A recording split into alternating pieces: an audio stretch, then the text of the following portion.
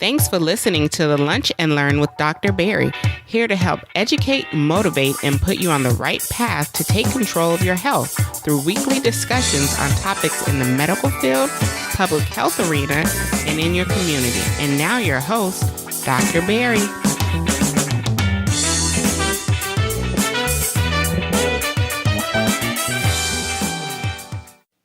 And welcome to another episode of the Lunch and Learn with Dr. Barry. I'm your host, Dr. Barry Pierre, your favorite board-certified internist, host of the #1 podcast for patient advocacy, helping you empower yourself for better health.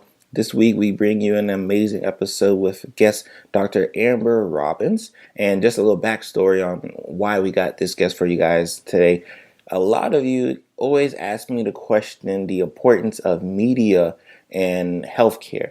And you always want to know, who could we trust? Like, who should we trust? I know a lot of you bring up Dr. Oz. A lot of you bring up different websites that I'm constantly having to answer yay or nay for.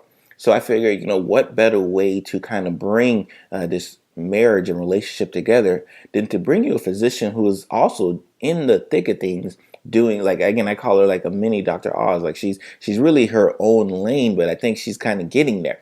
Dr. Amber Robbins is a board-certified family physician. She currently practices in Arlington, Virginia. She is a best-selling author, a physician, a journalist, and the co-founder of Women in White Coats blog. And I tell you, because we have a lot of people who do media. We have a lot of people who are in the thick of things associated with media. But not only did she graduate from the University of Rochester School of Medicine and got her, family medicine degree from there, but she also went and completed a health and media fellowship at Georgetown University School of Medicine / PBS and NewsHour. So again, this kind of signifies the importance and her relationship where she started pretty early as far as with healthcare, with media, and the importance of it. She has written for various media outlets, including PBS NewsHour, Huffington Post, ABC News, BlackDoctor.org. She's written in the journal Minority Medical Students in her own column entitled The Diary of a Medical Student and 40 Ounce Rock magazine. She's done plenty of national segments for PBS NewsHour and her local news station in Rochester, CBS. So again, we're not going to belabor you. First of all, I don't need to kind of quantify how important this person is. I also don't need to quantify how much work she's done, right? Because again, it's one thing to kind of have these accolades, right? But she puts the work behind it. So we're going to talk a lot about healthcare. We're going to talk a lot about media. We're going to talk a lot about, who's you should trust, why you should trust it, and what to do when you're really not sure if the information you're getting is valid. So again, let's stick tuned for another amazing episode here with Dr. Amber Robbins in the Lunch and Learn with Dr. Barry.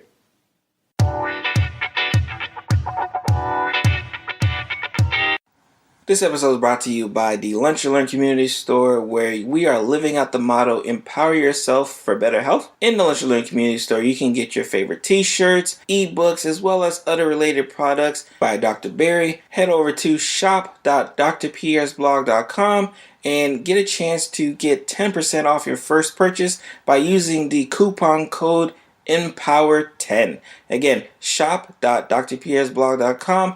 Live out the motto, empower yourself for better health. All right, again, thank you, Lunch and Learn community. Get ready for another amazing episode today. We have Dr. Amber Robbins, which I kind of talked about in introduction. And she, she's going to take us through her journey of how she got to where she's at. And most importantly, the role of media in healthcare, which I know a lot of you guys are in binds of, right? Like, some of you love it and some of you hate it, right? So I figure, again, I know a little bit about a lot of things, right? But I figure let's bring the expert on when we're going to talk about media. And obviously, if you listen to the bio, this is that, right? So again, Dr. Robbins, thank you for coming to the Lunch and Learn podcast today. Yeah, thank you for having me. I'm so excited. And this is one of my favorite topics. So I love it. So Dr. Robbins, I want to bring us back, right? Because I definitely want us to get to kind of where you're at now. But can you talk about Dr. Robbins, the medical student, right? Because I'm very interested in your journey. Again, I started blogging when I was in medical school for various reasons. I want to know what you were thinking about when you said, this is the route I eventually want to go, or when that actually kind of occurred. Yeah. So for me, I actually was trying to do something that was not medical, believe it or not, because in medical school, you get so stressed out. You're around other stressed out people, all the students, when test time comes, oh my goodness, I tried to run away from medical students. So I wanted to do something different. And so really, I was going to one of my advisors in medical school, and I wasn't even thinking about writing. I wasn't thinking about blogging. I just was going to her office just to talk with. And on the way there, I saw on her door, or really next to her door, there was a magazine called the Journal for Minority Medical Students. And I was like, let me pick this up because it's talking to me. I'm a minority, I'm a medical student, and I didn't even know it existed. So I went in and talked with my advisor, then left with the magazine, asked her if I could take it, of course, because, I don't want to wanted to ask me, where did you bring my magazine? So I asked her if I should take it, and she said it was fine. And so then when I went through it, I noticed that they had a place there where they were looking for writers. And from there, I emailed the journal and asked them, hey, I'm interested in just writing one piece. From there, I got on the phone with the editor, and she said, well, I want you to write more than one piece. I want you to write a whole column. Wow. And so that's how I know, right? It was kind of random like that. And that was during my first year of medical school. So I just randomly kind of fell into it and said, hey, I just wanted to find something to do outside of the stressful, going to class, taking a test, studying, that routine. And then I also knew that I loved to write. I started writing when I was young and continued on in college. And I took enough classes. I was a biology major, but I took enough English classes to where if I took one more, then I could have been an English minor. So So I knew I wanted to use that outlet in a different way. And so that's really how it started. Just, a lot of people wonder how things start. Really asking the question. Asking a question can lead to so many opportunities. And that's how it started for me. So I started writing in the Journal of Minority Medical Students, in the Diary of a Medical Student, where I told my experiences as a student. That's interesting, because I know a lot of my physician colleagues, writing is definitely not one of their things, right? It's, we usually go the math and science route. We're pretty strong on that. But when it comes to writing, we really try to avoid as much as possible. So it's definitely very interesting that not only were you embracing it even before medicine, but while in medicine, you said, I still want to, pick up the pen and continue going. Mm-hmm. And you know what? I find that a lot of doctors, a lot of people in healthcare do know how to write. We just lose it along the way. Because, when you're writing your note, you don't write incomplete sentences. No. You just try to get the note done, the essentials, what you need for billing, and then move on to the next thing. And so I try to, when I even talk to people who are interested in this, I try to bring them back to like when you wrote your personal statement, even though a lot of times you pull your hair out because it's so hard. The person, lunch learning community, she said a bad word. Whenever you bring up personal statement, just usually bad memories come into it, right? And especially as a program director, I read a lot of personal statements from potential residents, and of course, to get into medical school, almost shudders at the topic. Yeah, it brings shivers up your spine. But you know what? You did it, right? Yes. And all of us do it. So we have the skill set. It's just really kind of getting into the routine of doing it over and over again. And the more you do something, just like the more you practice medicine, the easier it gets over time. Now, what's interesting, especially as a physician, not only because there's some people who embrace it, right? Like, I like to write, but you actually went and did a fellowship in that, right? Like, first of all, I didn't even know there were fellowships for it. So you definitely have to enlighten us on that. But what made you go that extra step? Yeah. So I will step back into when I was in residency, because that's really where it happened. So of course I continued to write during medical student, during medical school, and then during residency. And then my program director and assistant program director tapped me and said, hey, Amber, I think you could be on television. And I'm like, what?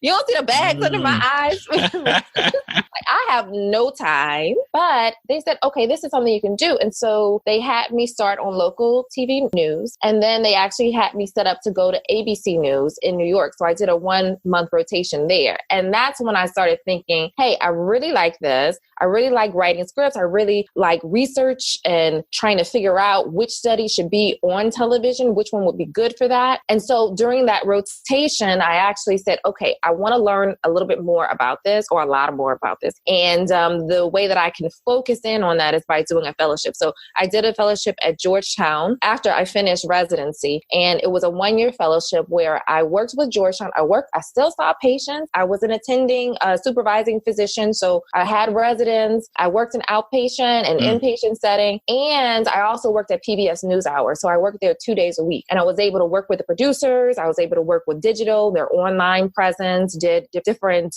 live streams, was able to be on on the national news. So I was able to really learn and engross myself into what media is, and was even able to pitch a 2-part series of a medical segment on fetal alcohol spectrum disorder. So kind of learning that whole thing, it just got me excited. Media is a way for us to get to patients. You know, a lot of the patients who really need to come in, they don't come in or don't have access to medicine. Right. So how do we, especially here at Listening, we don't always, because we know some of y'all don't like to come see us, which is okay, but we definitely understand a lot of people just don't have the ability. Right. Yeah. And I think she touched on it. A lot of patients don't have the ability to come see a physician when they want to. Mm-hmm.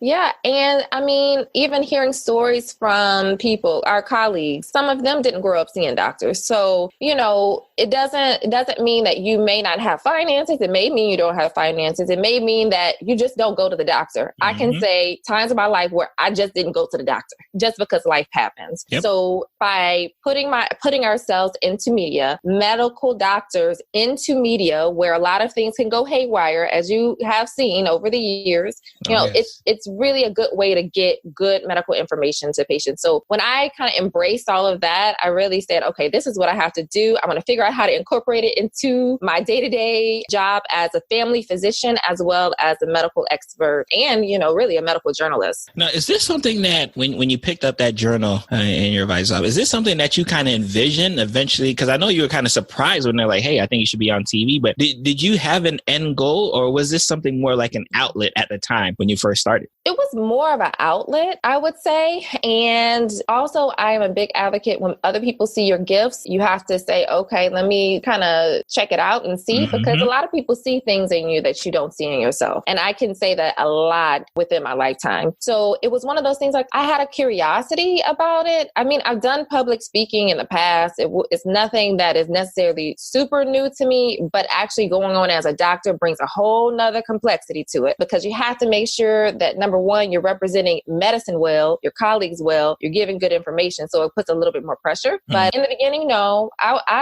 like to be behind the scenes. A lot of people don't know that. I don't like to be on all the way on camera. Oh, wow. Okay.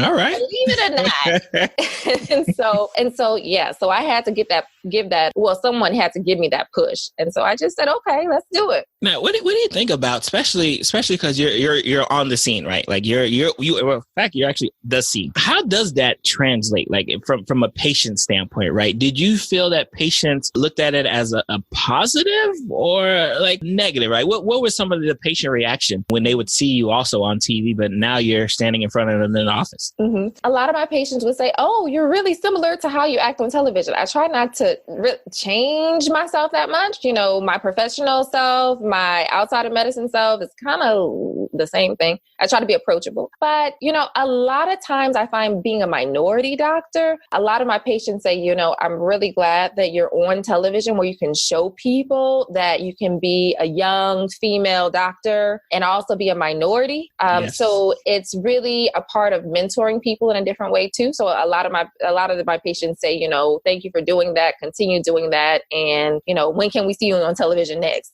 Now, I will tell you, especially in this day and age, right, where you have such wide access to information that patients didn't have before. And, now there's this, there's almost this push and pull where in our community, some of us feel like patients have too much access, right? Like, they talk about WebMD, they talk about quote unquote Dr. Google, and, and they sometimes have criticisms for physicians like yourself, right, who are in media, right? The Dr. Oz's of the world, right? Like sometimes they don't like when they see physicians on media, right? Like, what's that balance like? Understanding like, hey, I'm a physician, I got to, bring health news, but I'm also in the media as well. Because obviously there's a couple pushes and pulls that may not align sometimes. Mm-hmm. Well, I try to set myself in my own lane. I do that because in medical school, I didn't do that. I tried to make myself into other people or emulate other people, and that didn't work for me. So I'm in my own lane. I don't compare myself to Dr. Oz or anyone else on television. I just try to do what I do and do the best that I can. And so the way that I really try to combat that is by giving good medical information. I don't try to hook a crook. I'm not trying to sell anything. If anything, I'm trying to sell you on having a healthy life.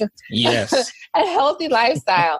And the things that the information I give, I always try to make sure it's backed by entity like the CDC or the AAFP, making sure that it's backed by a medical society or a medical group that is reputable. So by doing that, it's just a way to disseminate information. It's not about selling anyone on anything. I think a lot of people look at doctors on television like that. They're trying to get something from you or get money from you. No, I just want to make sure, like I said, I want to make sure people are healthy. And if you know me or if you come in contact with me, whether on television, social media or whatever, I always try to bring my authentic self. And everybody,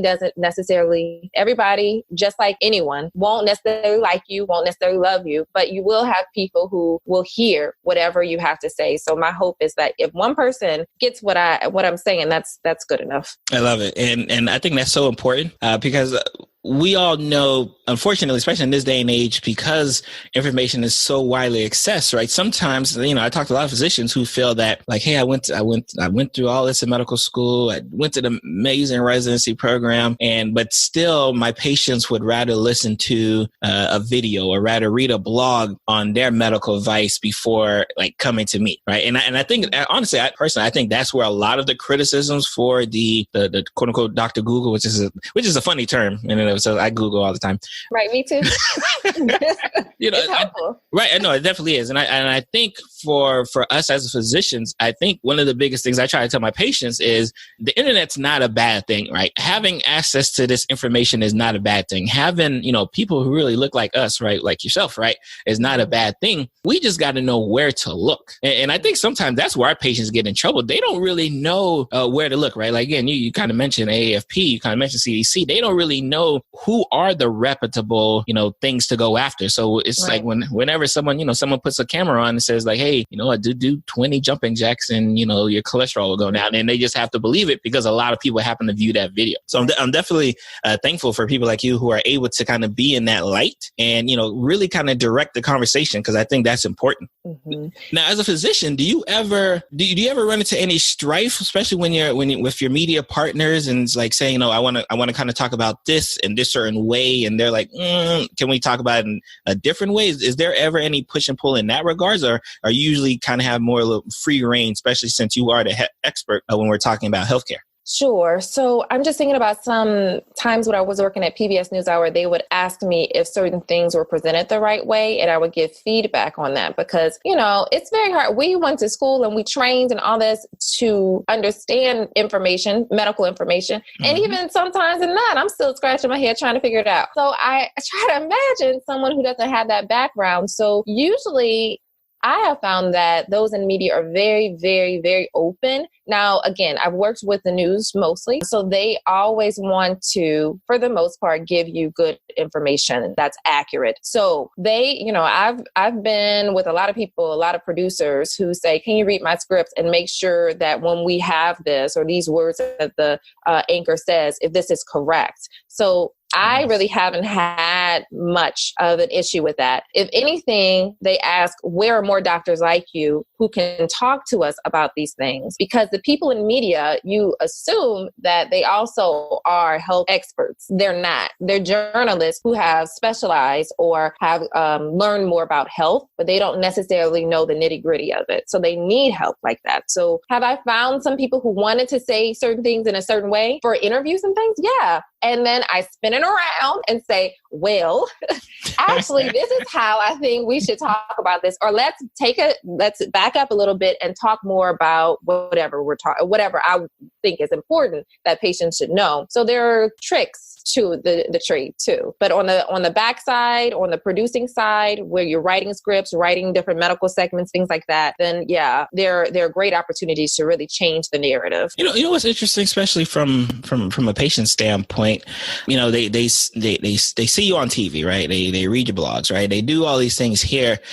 Is there any way for them to know, right? Because again, I think it's easy for us to know when something may not be 100%, as factual as it could be, right? And again, we're not saying that they're trying to do it intentional, but if I'm just a general patient, that doesn't really know, and I just hear you talking about high blood pressure, like, how do I know, like, what you're saying, Dr. Robbins, is actually correct? Right. It's really hard to know. I mean, I will admit that. And I think even one of my, I guess another mission of mine is to make sure that we have good health literacy, meaning that from when you're a little kid all the way up to when you're, one of the elders in our community, that you have a good understanding of health. We don't have a good understanding of health at all outside of when you go to the doctor. And most healthy people only go once a year. So it does make it really, really, really hard to decipher if this, a lot of times if it sounds too good, it's too good to be true. And in medicine, usually the ways to treat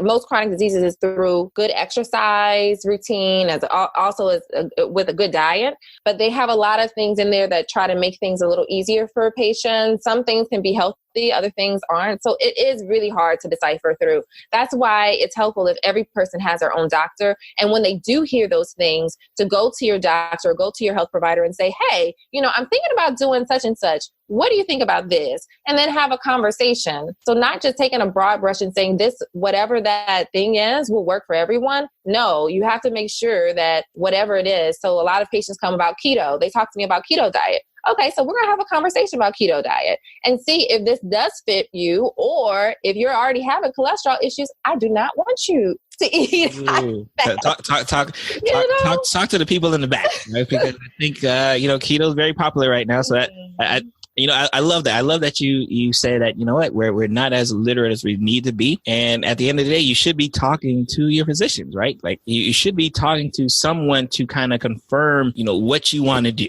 and have the coach, right? Because as a physician, that's really why we're here for, right? We're here to educate and, guide our patients to prosperity, especially in health. And if they're not, getting that secondary fallback, that's where the problems kind of arise.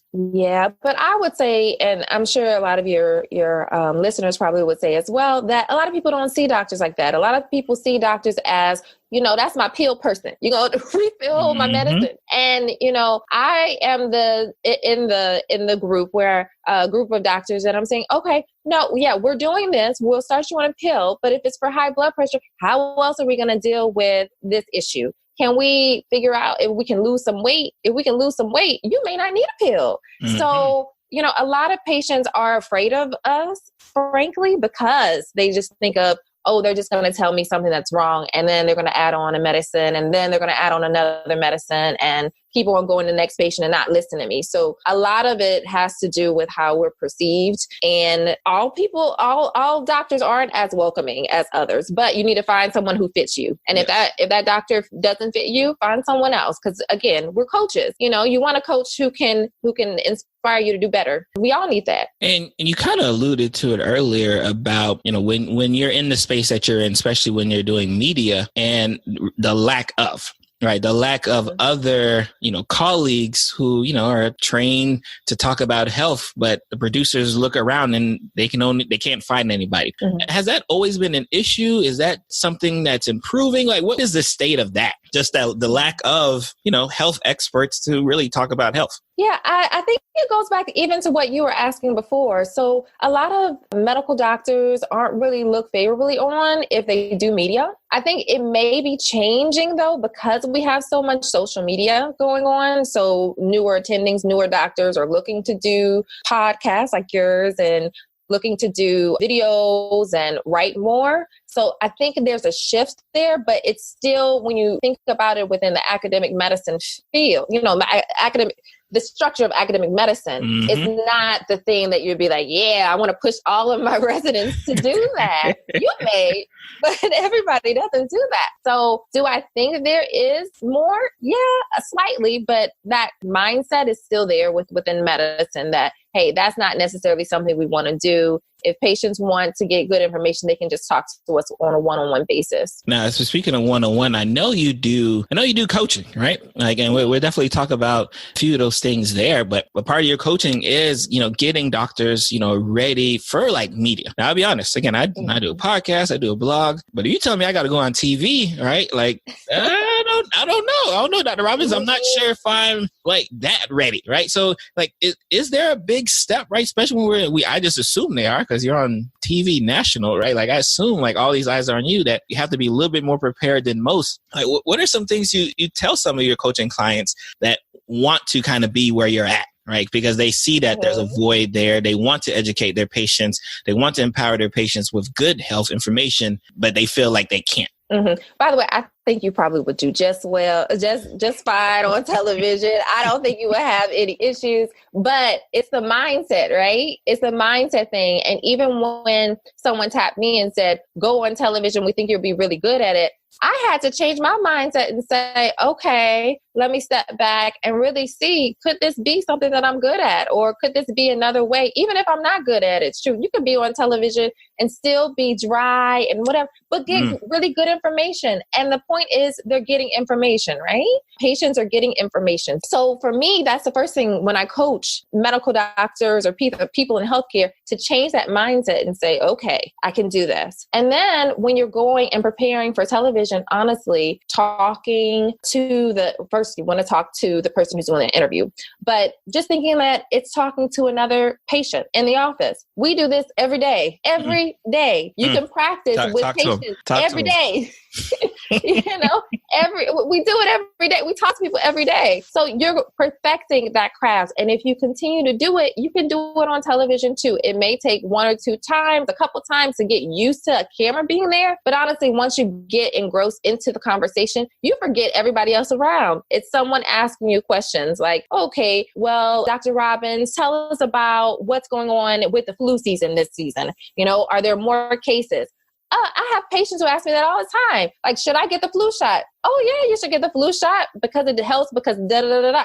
We say these things all the time to our patients. So usually what happens is when you're on television, it's the same conversation. And the way to practice it is by practicing with your patients. And then when you see patients, asking them to give you feedback on how did I do? Did you understand that? Can I change how I talk this way? And when you kind of go through that routine, it makes it much easier. Do you find some of your clients, and I've talked to patients before, like, why do they rely on other sources of media versus like just a regular physician? And a lot of them, they say, well, I find those other people a little bit more credible. Do you find physicians, especially the ones you work with, almost feel like they're almost like an imposter when they're trying to do media, when they're really putting themselves out there to the public? Like yeah, I'm a board certified internist, family physician, cardiologist. I'm a board certified blank, but I'm not sure if I'm that good enough to be on TV talking about it. Do you ever find like that's an issue with some of your clients? Yeah, the imposter syndrome. Yeah, I had it. And sometimes I definitely still have it. Like, what am I doing here? I'm talking to this person. Like, what? But then you come with so much value, right? Because we've gone through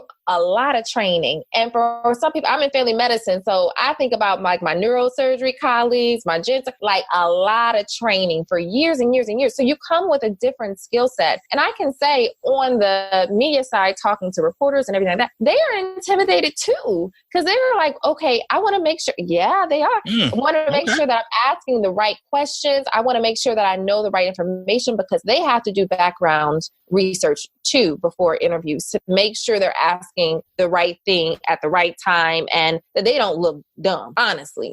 And so it's always interesting that physicians do feel that way. I don't quite understand it. Actually, I don't know if it's something that's embedded in us to feel that way because of maybe, with training, you get asked a whole bunch of questions. And if you don't answer the question right, then you're a bad resident or you're a bad medical student. So maybe that's a part of it. But honestly, yes. So a lot of people do have that imposter syndrome. Like, what am I doing here? But the thing that I try to emphasize is that, you're trying to do the same thing you're doing when you see patients. You're giving them good information. You're giving them information to make sure they're healthy. So yeah, unfortunately that's usually the first thing that we talk about is, I don't feel like I'm supposed to be here. I didn't either. The interview that I had was on dental health. Now, I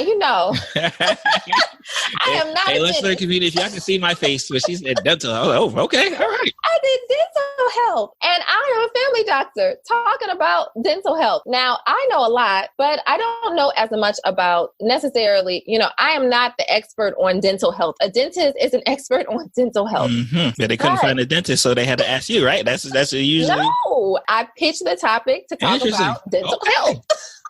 So I definitely felt like I was an imposter. Who am I sitting here? And I was a resident. So then I'm like, they couldn't get someone outside of training. But I sat there, I talked about it, and I said, well, at the end of the day, I think anybody would say the same thing. Brush your teeth. Yes. Make sure, make sure you floss, make sure, like simple things that we think are simple, but things that people need to be reminded about. So I was able to talk about that, and I got over it. I said, you know what? Get over it. Keep doing what you're doing. You're going to learn from it. And then I was able to get to where I am. And I'm still learning. I love it.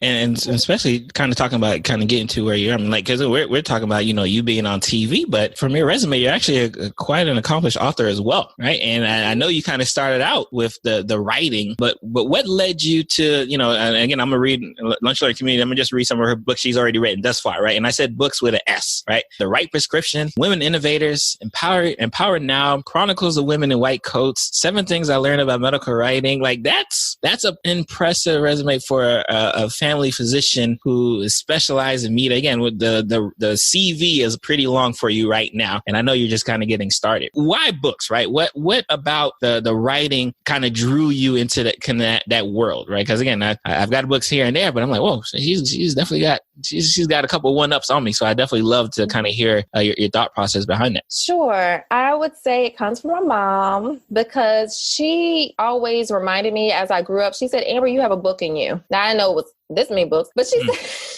said, Amber, you have a book in you, and just continue to live, continue your story, telling your story, and, it'll really help people. So a lot of those books, actually all of them, the only one that isn't like this is the one about writing, how to write. But all of them are about the experience of whether it be minorities, minority professionals, whether it be women who are in medicine. It really tells our stories. And so the reason why I got into that is because I talked to a lot of medical students, a lot of people who wanted to become doctor one day, and a lot of minorities who wanted to, be a professional, whether they wanted to get a PhD or, a doctorate. So they didn't see people like me. It kind of goes to the same thing. They didn't see people like us, and when I was growing up, I really didn't have access to minority doctors like that. So what is a way that I can get to people? And if I can't physically be there, how can I get to people to let them know, hey, you can do this. You can do whatever you put your mind to. And here are the steps to do it. And so writing a book or books was a way that I thought would be able to do that and get our word out and get our stories out there. There are so many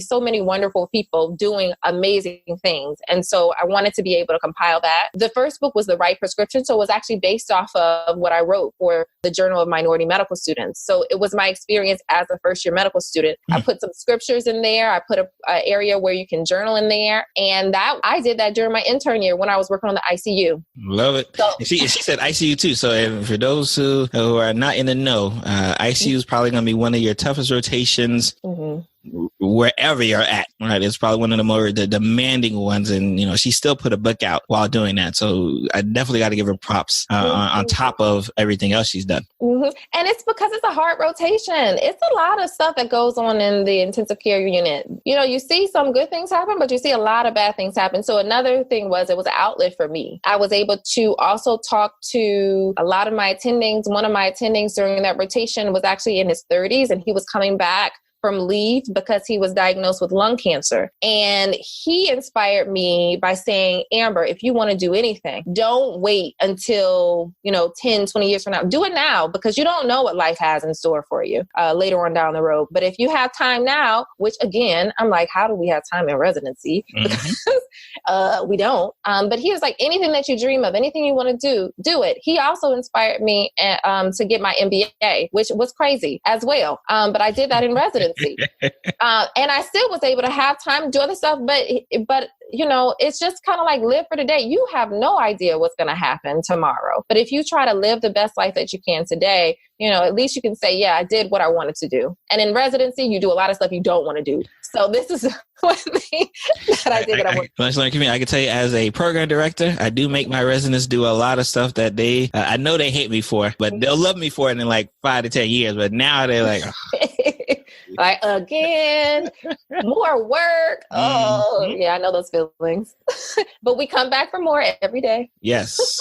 As a physician who is really doing all of these things, right? And I say a lot because I'm comparing you to the general physician. Should patients really demand, more, right? Like, should they require more? Like, what, as far as could you just be a clinical physician who doesn't really put themselves out there, who just kind of goes in, clocks out, but versus the physician who writes, who does some video, who does some blogging, who does, again, maybe not have to be national TV, but just some type of way to continue to educate. Should patients gravitate to that physician more? Like, what do you feel, right? Because obviously you're on that side where you are that person doing it. Right. Yeah. And if I'm a patient, right, again, you've done enough to establish your credibility, right? You've done enough to say, you know what, she's got to be much smarter than my person over here, because clearly look at all the stuff she's doing. Because unfortunately, that's how patients are feeling these days, right? If you're not out there doing extra, where you went to residency doesn't matter. Where you went to medical school doesn't matter. It's like when I Google search you, like, do you pop up? Like, should patients demand more out of their physicians? I think the answer is you go to whoever you naturally connect with. You can be a doctor who does all this stuff, and then I come into your office and you don't pay attention to me. Well, what will that do? That's not going to do anything for me other than saying, oh, I went to the doctor, but I don't have a personal connection with the person who it really has my life in their hands. Yes. So I don't necessarily think that it's mandatory. I do think that on the doctor side, and I'm actually working on something for doctors specifically for this, that we would be able to have that, because I am aware, especially with millennials, that they do try to Google everyone, try to look them up. And then they start telling you like stuff you did. I'm like, wait a minute. This is our first time meeting. Like, why do you know where I was born? Oh, yes. I remember I did outpatient medicine, and by the time a patient would walk into my office, they had already read a blog, watched a video. They had already knew much more about me than clearly I knew about them. All I knew was what they wrote on the paper, their intake form. But they were like, oh, hey, yeah, great smile. You got this, you got that. I loved your blog on marijuana, because I did a video on marijuana. I did a blog on marijuana. It's like, so they would already know, because I feel like, again, the quote unquote bad word, Dr. Google, if a patient sees like, oh, Dr. Barry Pierre is my PCP, like, I got to see who Barry Pierre actually is. Mm-hmm. And I think more patients are doing that. And honestly, I feel like that's putting more onus on physicians to have to do more if you want to stand out. Right. And that's exactly why I'm trying to work on something specifically for doctors, because of that. Being able to put yourself out there, whether it be social media or doing blogging or videos or whatnot, or local news. It's important that you're able to represent yourself well, especially because patients can also write different comments about their experiences of you and everything. That it's important to have a balance of all that together. And it's also important for you to connect with patients. That's another, again, it comes back to how you connect with patients, how you give medical information. Mm-hmm. And if someone is able to connect with you through video, or they're able to connect with you through a blog, they're like, oh, I really think that this might be the right doctor for me. So it's helpful in that space as well. I do it. I honestly do it. When I look for doctors, I look and see, okay, let me see if I can figure out first I look at where they go to school, but I think that's just because that's just weird. And then I think about, okay, what is their background? Will they be able to connect with me? Will I be able to have candid conversations with them? Are they relatable? Are they my kind of person? People look for that. I mean, you think about that when you look for, any type, because we do give a service, but if you think about any type of service where you have to relate with people, you think about that. You look for that. You look for those things. So I think it's natural. I think it's just the way that people think now. I love it. And, obviously before we let you go, I want to know, how can someone who, first of all, so I got couple audiences, right? So the just general patient, right? The general patient who, maybe, because we got from where you're at. Like, how can I get in touch with, Dr. Robbins, right? Like, how can I be a patient of this person who I feel like, oh, this might be the connection I'm looking for to get my health in order? Oh, yeah. I love that. So I'm practicing in the Washington, D.C. area. So you can find me that way. I'm actually, do you want me to talk about practice too? Yeah, well, sure. I'm accepting patients, so feel free to come on over. I'll be at One Medical Group at Union Station, so I'm happy to see you and see your family. I love family medicine and being able to see the whole family unit.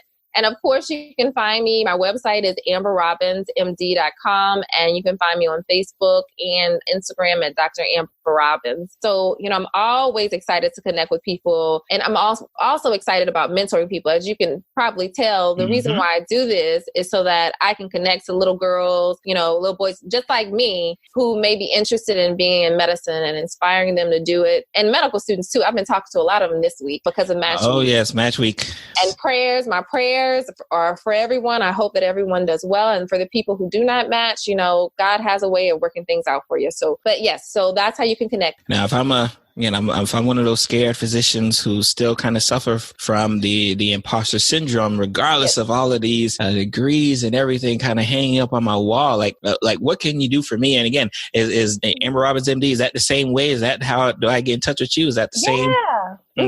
Yeah. So I also coach people one-on-one, and then I'm coming out with a course specifically for a group, because I think, group, you don't feel as nervous because you can talk to other people and see that other people are going through similar things, and we transform together and we collaborate and grow together. So I'll be coming up with a course that will come out really soon. So just keep a lookout for that. Oh, most definitely will. And again, for those who may be listening on the run, at work, all of the links with everything she kind of talked about will definitely be in the show notes as well. So, please, you won't have to worry about writing it down now. We'll definitely make sure you get access to it. Before you leave, I got to ask one last question, right? Like, how can what you do, right? And the motto of the show is empower yourself for better health, right? And of course, you help empower us through media, right? So how can, what you do empower others to really take better control of just their health in general? Yeah, I say keep it simple. Get a good exercise routine. The hope is that you can exercise, moderate exercise, meaning walking, dancing, having fun, 150 minutes a week. And then also making sure you're having a good diet, getting a lot of vegetables. Vegetables are good. Fruits are good too. But really keeping it simple. Medicine, it can be simple if you do those things. And so I always encourage people just to, just think of it's not simple to incorporate it sometimes in your day to day, but I just try to get 10,000 steps a day. My Fitbit reminds me. I try. That's the thing. I try, but keep trying every day. I think if you keep that at the forefront of your mind that you're trying, and go to your doctor, talk with us, we'll help you. I love it. So again, Lunch Learning Community, Dr. Robbins was gracious to, kind of spend time with us and really educate us on the importance of, keeping it simple, the importance of how media can really help benefit like our health, right? It's not a deterrent. Despite all of this,